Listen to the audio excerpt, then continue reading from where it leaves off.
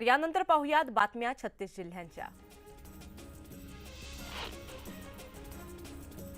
12 ज्योतिर्लिंगांपैकी एक असणारं श्री क्षेत्र भीमाशंकर इथं स्वातंत्र्य दिनाचं औचित्य साधून सुमारे 2.5 लाख शिवभाविकांनी दर्शन घेतलं। हर हर महादेव, जंगल वस्ती, भीमाशंकर महाराज की जय असा जयघोष केला आणि या जयघोषानं परिसर दुमदुमून निघाला। भाविकांच्या महापुरामुळे वाहनांच्या रांगा 15-16 किलोमीटरपर्यंत पोहोचल्या होत्या। पुण्यात पानशेत धरणातून आज विसर्ग वाढवण्यात येणार आहे। सांडव्यातून 977 क्युसेक्स तर विद्युत गृह निर्मितीद्वारे 600 क्युसेक्स असा एकूण 1577 क्युसेक्स वेगानं विसर्ग सुरू आहे। त्यामुळे नदीपात्रात उतरू नये अशा इशारा पाटबंधारे विभागातर्फे देण्यात आला आहे। ठाणे महानगरपालिका क्षेत्रामध्ये 1 ते 15 ऑगस्ट दरम्यान केवळ 262.29 मिलीमीटर पाऊस पडलाय। यातील 144.18 मिलीमीटर पाऊस हा 3 ऑगस्टला एकाच दिवशी बरसला। मात्र इतर 14 दिवसात केवळ 118 मिलीमीटर पावसाची नोंद झाली। परंतु जुलै महिन्यामध्ये धोधो बरसणारा पाऊस ऑगस्टमध्ये आतापर्यंत काहीसा रुसल्याचं दिसत आहे। पुणे जिल्ह्यात शिरूर तालुक्यामध्ये जांबूत इथं जय मल्हार हायस्कूल विद्यालयातील इयत्ता 6वीत शिकणाऱ्या आर्यन बोऱ्हाडे या विद्यार्थ्यानं चक्क लावणीवरती अफलातून डान्स केलाय। लावणी हा प्रकार शक्यतो मुली आणि बायका करण्याचा प्रकार, मात्र या छोट्या शाळकरी मुलानं आपली ही कला सादर केल्यानंतर त्याचा हा व्हिडिओ सोशल मीडियावर तुफान व्हायरल होतोय। राज्यात आरटीई अंतर्गत खासगी शाळांमध्ये रिक्त असलेल्या 25% जागांवर प्रवेश प्रक्रिया सुरू झाली आहे। पहिल्या नियमित फेरी अंतर्गत प्रवेश घेण्याची मुदत ही 8 ऑगस्टला संपली। त्यानंतर तब्बल 8 दिवसांनी प्रतीक्षा यादीतील विद्यार्थ्यांना प्रवेश देण्याची प्रक्रिया सुरू झाली आहे। येत्या 23 ऑगस्टपर्यंत कागदपत्रांची पडताळणी करत शाळेत प्रवेश घेता येणार आहे। गणेश उत्सवात कोंडी टाळण्यासाठी मंडळाचे स्वयंसेवक सज्ज झालेत। विसर्जन मिरवणुकीच्या वेळेस स्वयंसेवक प्रमुख चौकांमध्ये उभे राहून पोलिसांना मदत करणार आहेत असं आश्वासनच गणेश मंडळांनी पोलिसांना दिलंय। मुख्यमंत्री एकनाथ शिंदे यांनी सार्वजनिक बांधकाम विभागाच्या अधिकाऱ्यांना चांगलंच फैलावर घेतलं। कोणतीही सबब न सांगता मुंबईसह राज्यातील रस्ते आणि पूल येत्या 31 ऑगस्टपर्यंत खड्डेमुक्त करा। तसंच खड्डेमुक्त केलेल्या रस्त्यांचे आणि पुलांचे फोटो देखील अहवाल सहित सोमवारी सरकारला सादर करण्याचे निर्देश मुख्यमंत्र्यांनी दिले आहेत। वसईच्या ग्रामीण भागाला आता मुंबईहून येणाऱ्या घाणीचं ग्रहण लागलंय।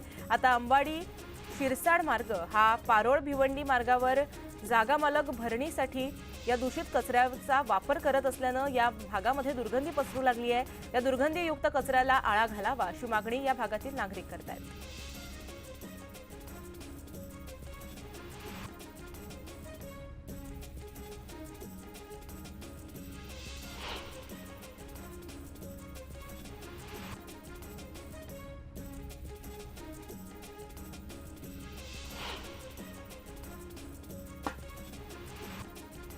डहाणू शहरामध्ये मोकाट गुरांचा प्रश्न अखेर मार्गी लागणार आहे। वन विभागाच्या जागेत तात्पुरता कोंडवाडा करण्यात येणार आहे। हा प्रश्न मार्गी लावण्यासाठी उपाययोजना आखण्यात आल्या असून लवकरच अंमलबजावणी केली जाणार आहे। आगामी विधानसभा निवडणुकीसाठी मुंबई महानगरपालिका क्षेत्रातील 36 विधानसभा मतदारसंघासाठी 6 अतिरिक्त जिल्हा निवडणूक अधिकाऱ्यांची नियुक्ती करण्यात आली आहे। राज्याच्या मुख्य निवडणूक अधिकाऱ्यांनी याबाबत आदेश काढले आहेत। बदलापुरात एका नामांकित शाळेमध्ये 4 वर्षांच्या 2 विद्यार्थिनींवरती शाळेतच अत्याचार केल्याची घटना घडली। या प्रकरणात अखेर आरोपी अक्षय शिंदेला पोलिसांनी अटक केली आहे। दरम्यान चिमुकलींवर अत्याचार करणाऱ्या आरोपीला आमच्या ताब्यात द्या अशी मागणी करत मनसे कार्यकर्ते आणि राष्ट्रवादीच्या महिला पोलीस ठाण्यामध्ये धडकल्या आहेत। म्हाडाच्या मुंबई मंडळाच्या वतीनं जाहीर करण्यात आलेल्या 2030 घरांच्या लॉटरीसाठी अर्ज भरताना अर्जदारांना विविध अडचणींना सामोरं जावं लागतंय। तांत्रिक कारणांसह कोणती कागदपत्र द्यायची आणि कोणती द्यायची नाहीत असा अनेकदा प्रश्न अर्जदारांना पडलेला असतो। याची उत्तरं देण्यासाठी म्हाडाकडून एका वेबिनारचं आयोजन करण्यात आलंय। याद्वारे अर्जदारांना त्यांच्या प्रश्नांची उत्तरं मिळणार आहेत। एसटी महामंडळाच्या ताफ्यामध्ये आता 2x2च्या गडद लाल रंगाच्या 2475 नव्या एसटी बसेस दाखल होणार आहेत। त्यापैकी 300 बस या पहिल्या टप्प्यामध्ये ऑक्टोबर महिन्याच्या शेवटी दाखल होणार आहेत। जगभरात अनेक ठिकाणी मंकीपॉक्स या आजाराची साथ मोठ्या प्रमाणात वाढतेय। याबाबत भारतीय लोकांमध्ये भीती आहे। त्याच पार्श्वभूमीवरती केंद्रीय आरोग्य मंत्री जे.पी. नड्डा यांनी वरिष्ठ अधिकाऱ्यांची बैठक घेतली।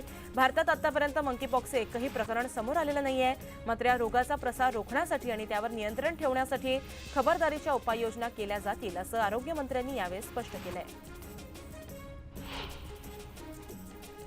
ठाण्यातील गडकरी रंगायतांचं सप्टेंबरपासून नूतनीकरणाचं काम सुरू होणार आहे। या कामासाठी ऑगस्टच्या शेवटच्या आठवड्यापासून नाट्यगृह बंद ठेवण्यात येईल, असं सांगण्यात येत आहे। ऑगस्ट महिना हा मोठे चित्रपट प्रदर्शन करण्याच्या दृष्टिकोनातून महत्त्वाचा मानला जातो। मात्र राज्यात अनेक भागातील पूरसदृश्य परिस्थिती आणि सणांमुळे चित्रपटांचं प्रदर्शन लांबणीवर पडलंय।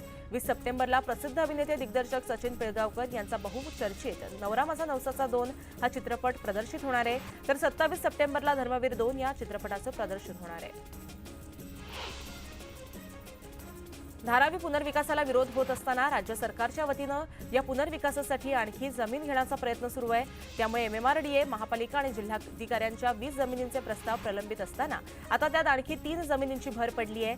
या नव्या प्रस्तावामध्ये कांजूरमार्ग येथील कास्टिंग यार्डसाठी आरक्षित असलेली जागा तसंच धारावी पुनर्विकास प्राधिकरण क्षेत्रातील महापालिका व MMRDAच्या जागांचा समावेश असल्याची माहिती आता समोर आली आहे। भायखळ्यातील राणीच्या बागेमध्ये पेंग्विनच्या देखभालीचा खर्च यंदा वाढलाय। गेल्या 6 वर्षांमध्ये या कक्षातील पेंग्विनची संख्या 7 वरून 8 वर पोहोचली आहे। पेंग्विनच्या वाढत्या संख्येबरोबरच खर्चही वाढलाय। यंदा तब्बल 20 कोटी अंदाजित खर्चासाठी निविदा मागवण्यात आल्यात। अंधेरीतील पुलाची डागडुजी करण्यासाठी MMRDAनं स्पष्ट नकार दिलाय। त्यामुळे या पुलाची स्वतःहून डागडुजी करण्यापलीकडे पालिकेकडे दुसरा पर्याय नाहीये। त्यामुळे पालिकेनं कामाची तयारी सुरू केली आहे।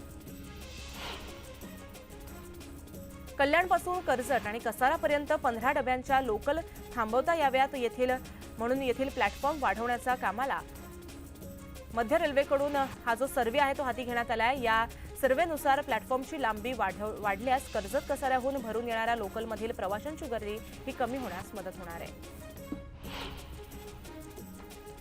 वाहन चालकाला शिकवणाऱ्या व्यक्तींच्या वाहनावरती लर्निंगचा एल नसेल तर दंड आकारला जाणार आहे। पाठीमागून येणाऱ्या वाहन चालकांना संबंधित चालक शिकाऊ असल्याची कल्पना मिळावी म्हणून एल लिहिला जातो, पण जर लर्निंगचा एल नसेल तर 500 रुपयांचा दंड आकारला जाणार आहे। पासपोर्टसाठी पोलीस व्हेरिफिकेशन आवश्यक असतं। हे व्हेरिफिकेशन तात्काळ साठी असता 3 दिवसात करणं आवश्यक आहे। त्याचबरोबर पासपोर्ट काढण्यासाठीच्या काही त्रुटी दूर केल्या आहेत। त्यामुळे झटपट पासपोर्ट मिळण्याचा मार्ग आता मोकळा झालाय। पालघर वाहतूक विभागानं जानेवारी ते जुलै 2024 दरम्यान हेल्मेट न घालता वाहन चालवण्यासंदर्भात 1195 वाहन चालकांविरोधात केस केल्या असून त्यांना 6,10,500 रुपयांचा दंड ठोठावलाय। आतापर्यंत 164 दुचाकी अपघात, 131 जणांचा मृत्यू झाला असून 100 जण जखमी झाले आहेत।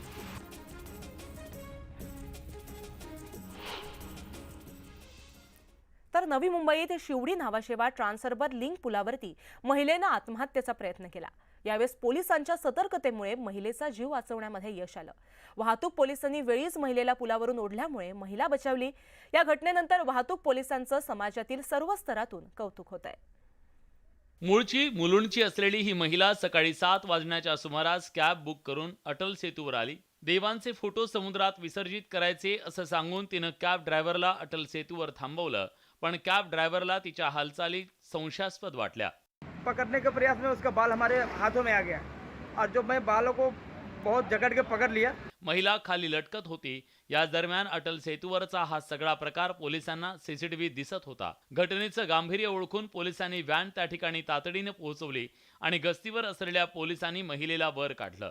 समयसूत्रता साधली नसती किंवा जोशमध्ये येऊन जर काही झालं असतं तर ते आम्हालाही आमच्याही जीवावर बेतलं असतं। त्यावेळी कंट्रोलला बसले होते, त्यांनी सतर्कतेने आम्हाला लगेच कॉल दिला। आम्ही त्या ठिकाणी लगेच जाऊन त्या महिलेला वाचवलं। एका महिलेला एका कॅब ड्रायव्हरच्या प्रसंगावधानामुळे आणि पोलिसांच्या तत्परतेमुळे जीवदान मिळालं, त्यामुळे त्यांचं सर्वत्र कौतुक होतंय। दरम्यान शिवसेना आमदार मिलिंद नार्वेकर यांनी देखील वाहतूक पोलिसांचा सत्कार करत कौतुक केलं। इतर काही बातम्या आपण पाहणार आहोत, पण आता वेळ झाली एका छोट्याशा विश्रांतीची। तुम्ही पाहत रहा न्यूज 18 लोकमत।